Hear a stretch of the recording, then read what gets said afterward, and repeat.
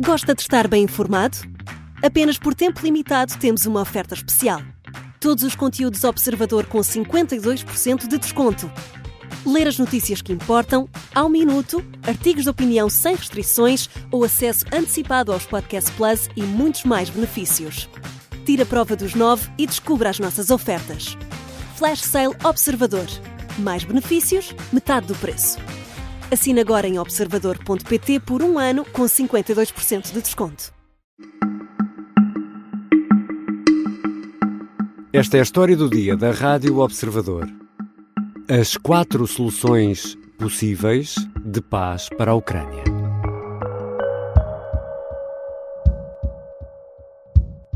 І, безумовно, дипломатично закінчення війни принесе більш збереження життів. І ми хочемо цього. Але я наголосив і президенту Макрону, і президенту Трампу. Передусім, ви побачите, Путін не хоче закінчення цієї війни. Раз. Тому його треба примусити. Na segunda-feira, já em Kiev, Zelensky dizia que os ucranianos são os mais interessados em acabar com a guerra.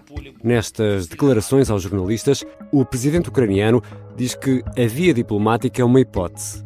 Porém, acrescenta que Putin não quer acabar com a guerra, terá de ser forçado e isso só se consegue com uma Ucrânia forte, muito forte.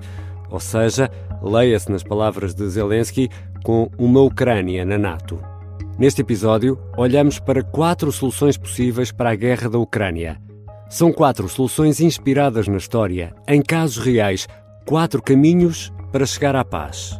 E é sobre isto que vou conversar com a jornalista da secção de internacional do Observador, Madalena Moreira. Eu sou o Ricardo Conceição e esta é a história do dia, de quarta-feira, 11 de dezembro.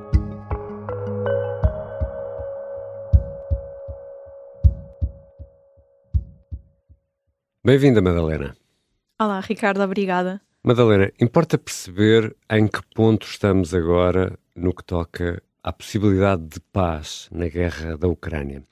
A Ucrânia está disponível para negociar, sendo que a palavra negociar aqui poderá ser sinónimo de ceder território? Sim, ambas as coisas. Volodymyr Zelensky já disse que a Ucrânia está disponível para negociar, para dialogar com o Kremlin, mas antes tem de consolidar a sua posição e garantir aquilo que ele chama alcançar a paz pela força. E esta consolidação faz através dos pontos todos que ele definiu naquele famoso plano de vitória de 5 pontos, e que o principal é muito concreto e a adesão à NATO. E já aqui na história do dia falámos sobre esse plano em 5 pontos. Esse é o principal. Ele quer aderir à NATO e, se falássemos há uns meses, Zelensky não estaria disposto a conceder territórios. Neste momento, desde que aderir à NATO, ele diz que a prioridade são essas garantias de segurança que a adesão à aliança daria à Ucrânia e, portanto, está disposto a ceder os territórios para lá da linha da frente, que já estão sob controlo russo, desde que consiga esta exigência. Portanto, a prioridade dele aqui já não é garantir os territórios, é mais garantir a sobrevivência da Ucrânia e do povo ucraniano. E em relação à Rússia, onde é que estão as balizas de uma eventual negociação? Pronto, aqui é onde nós temos o primeiro choque de frente entre a Ucrânia e a Rússia, porque a grande linha vermelha da Rússia é precisamente a adesão da Ucrânia à NATO.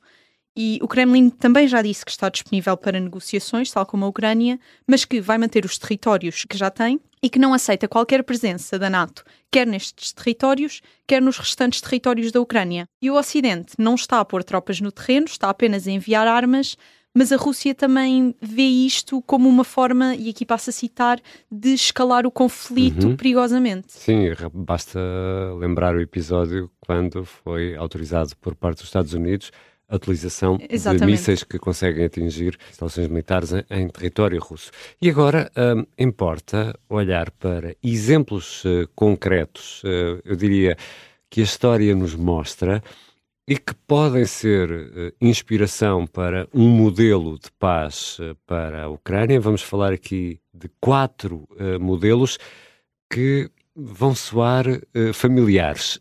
E um deles, Madalena, passa por construir de novo um muro na Europa, é isso? Parece que essa é a solução mais popular e, assim que falamos em muro, toda a gente sabe do que é que estamos a falar. Trata-se de utilizar a solução que foi utilizada durante a Guerra Fria para a Alemanha, que é dividir ao meio. A leste tínhamos a RDA sob controle soviético e do Pacto de Varsóvia, A oeste tínhamos a RFA, que pertencia à NATO e dividida entre 4 potências ocidentais. No caso da Ucrânia, não há uma cidade com um muro a meio, porque estamos a falar de quase 1000 quilómetros de linha da frente, e era aqui que seria a nossa fronteira, onde atualmente está a linha da frente dos combates. Mas o modelo seria basicamente o mesmo. A leste ficavam as províncias ocupadas pela Rússia, que é o Donbass e a Crimeia, sob controle russo, e depois a oeste ficava uma Ucrânia independente, com a capital em Kiev, e que teria a possibilidade de aderir à NATO. Esta opção é popular em vários países europeus, mas mais importante do que isso é popular na Ucrânia, porque cumpre o requisito do Zelensky de a Ucrânia aderir à NATO. Mas isso pode ser um problema para o outro lado do muro, não é? Exatamente, para o outro lado do muro isto não é aceitável, porque a Ucrânia disse vamos aderir à NATO, mesmo que sejam os territórios que nós controlamos agora, excluindo o Donbass e a Crimeia, e a Rússia disse não há adesão à NATO, seja os territórios que nós controlamos, seja os territórios independentes da Ucrânia. Aqui, esta possibilidade inclui ainda um olhar para o futuro em que os restantes territórios, sob controle russo, podiam ser recuperados mais tarde pela via diplomática. Então, resumindo aqui esta proposta, teríamos uma solução à alemã, com uma República Federal Alemã e uma República Democrata Alemã, sendo que a Democrata Alemã pertencia ao Bloco Soviético e Berlim estava dividida em 4 setores, mas esta é uma proposta que tem adesão? Há quem apoie esta ideia? Esta proposta é principalmente apoiada pelos países nórdicos, os países mais diplomatas, têm o apoio expresso da República Checa e lá está, da Ucrânia. E parece que em Bruxelas, fontes de Bruxelas e da União Europeia estão a pressionar para que esta seja um modelo adotado. Já voltamos à conversa com a jornalista Madalena Moreira, da secção de Internacional do Observador. Quais são, afinal, as outras 3 hipóteses? E será que alguma destas 4 soluções tem mais viabilidade do que outras?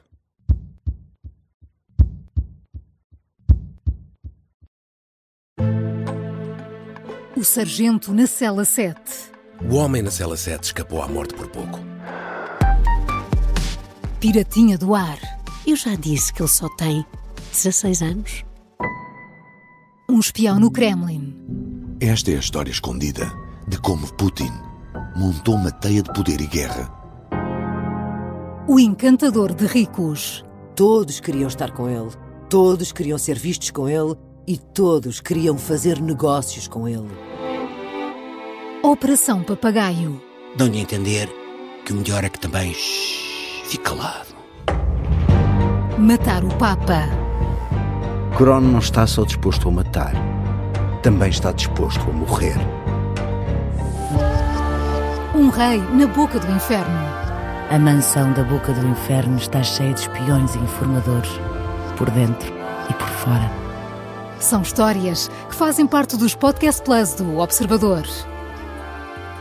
Pode ouvir no site do Observador, nas plataformas de podcast e no YouTube.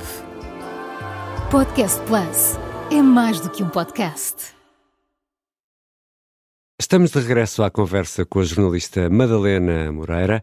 Madalena, vamos agora à segunda de 4 hipóteses, a solução Israel. A solução Israel. Então, esta solução passa por uma aliança não formal entre a Ucrânia e os restantes Estados aliados.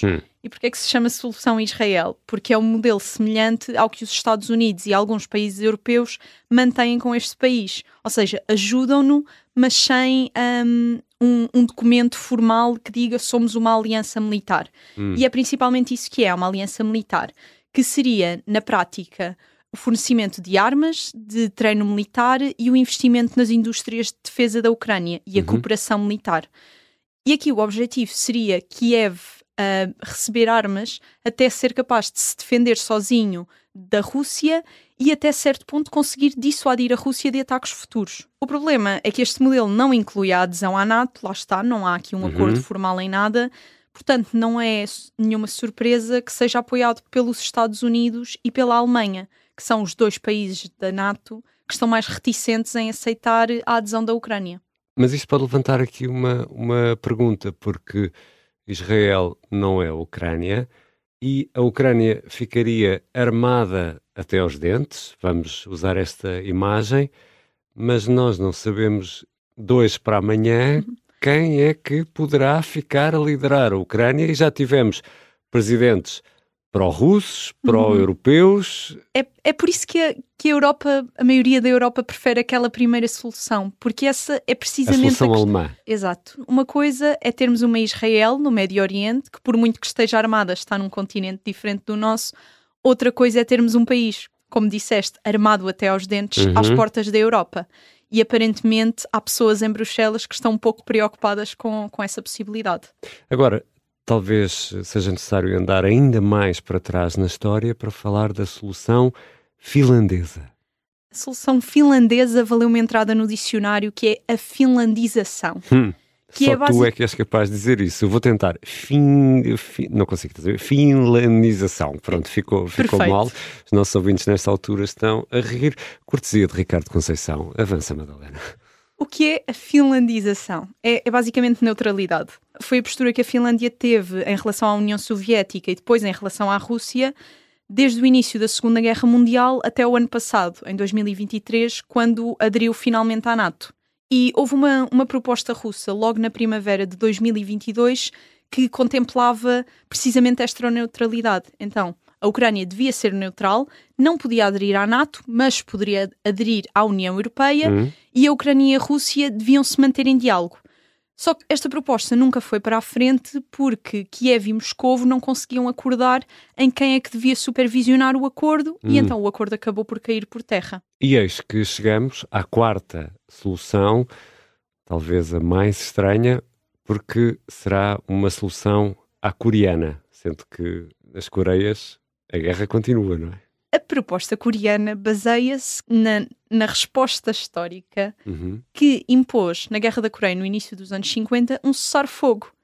E porquê é que isto é visto como uma boa solução? Porque esse cessar-fogo, na teoria, dura até hoje. Não há guerra aberta entre Coreia do Norte e Coreia do Sul. Sendo que há a curiosidade de formalmente a guerra continuar, está parada entre as duas Coreias, mas do ponto de vista formal a guerra nunca chegou a terminar. Temos a tal zona desmilitarizada, exatamente. Não é? É a zona desmilitarizada que aqui é o centro desta proposta. É criar um corredor onde agora está a linha da frente e do lado ucraniano colocar uma forte presença internacional muito armada. E basicamente dissuadir a Rússia de voltar a atacar. Só que isto não termina com a guerra, como disseste, não terminou com a guerra na Coreia. O objetivo é parar com as mortes, parar com a violência e suspender a guerra e, na teoria, dar lugar a negociações enquanto isto acontece. Claro que aqui a prática e a teoria são coisas muito diferentes e é por isso que esta solução é tão estranha. Porque na Coreia, na tal zona desmilitarizada, mas uma espécie de zona tampão, há soldados norte-americanos, portanto, são eles que no fundo garantem que ninguém ataca ninguém, não é? E que seria exatamente o mesmo caso. E aqui seriam soldados de uma aliança internacional, da NATO. Da NATO ou de outras alianças internacionais que assim o quisessem. E Madalena, já percebemos que há uma inclinação maior para a solução alemã para a paz na Ucrânia, mas alguma hipótese de viabilidade nestas soluções? A inclinação aqui é clara, já o dissemos, só que é uma inclinação ocidental, porque a Rússia, por exemplo, continua a preferir a solução à finlandesa da total neutralidade e de impor essa neutralidade à Ucrânia. Aqui o ponto é que as duas partes têm exigências que são incompatíveis, mas só o facto de nós estarmos a discutir tantos planos diferentes que não estávamos a discutir há alguns meses, mostra que há uma disponibilidade para dialogar, que as pessoas querem pôr fim, os líderes internacionais, querem pôr fim a esta guerra e estão à procura de várias soluções para o fazer. Pode ser que nenhuma destas 4 propostas seja implementada, mas o que pode acontecer é que podem ser tomadas como base, adaptadas ao contexto atual, porque estamos a falar de coisas da história dos anos 30 e 40, e serem apenas o ponto de partida para realmente se conseguirem pôr a paz na Ucrânia. E sendo que Donald Trump vai tomar posse como presidente dos Estados Unidos a 20 de janeiro, e não podemos menosprezar a presença de Trump ou a sombra de Trump em cima de tudo isto e destas soluções, já há uma ideia de quando é que poderá haver algo mais concreto? Falando em Donald Trump, porque é inegável que temos que falar dos Estados Unidos, Ele disse este fim de semana em Notre-Dame, antes do encontro em Notre-Dame, que queria que fosse imediatamente. E logo a seguir Zelensky veio dizer, bem, nós queremos o cessar-fogo rapidamente, e ele já tinha dito isto, mas nós não vamos ceder nas nossas exigências, lá está, nas garantias de segurança. Portanto é isto, um disse imediatamente, o outro disse rapidamente. Até agora, a única pessoa que deu um prazo mais ou menos concreto foi o primeiro-ministro da Polónia, o Donald Tusk, que disse as palavras este inverno. E por agora é tudo o que nós sabemos. Obrigado, Madalena. Obrigada eu, Ricardo. Madalena Moreira é jornalista da secção de internacional do Observador. Esta foi a história do dia. O som que ouvimos no início foi retirado da conta de Zelensky no X. A sonoplastia é da Mariana Sousa Aguiar, a música do genérico do João Ribeiro. Eu sou o Ricardo Conceição. Até amanhã.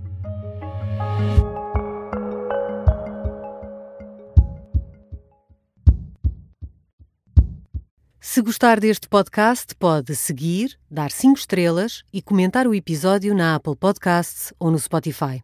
Pode também subscrever e gostar no YouTube. Assim recebe uma notificação sempre que houver um novo episódio.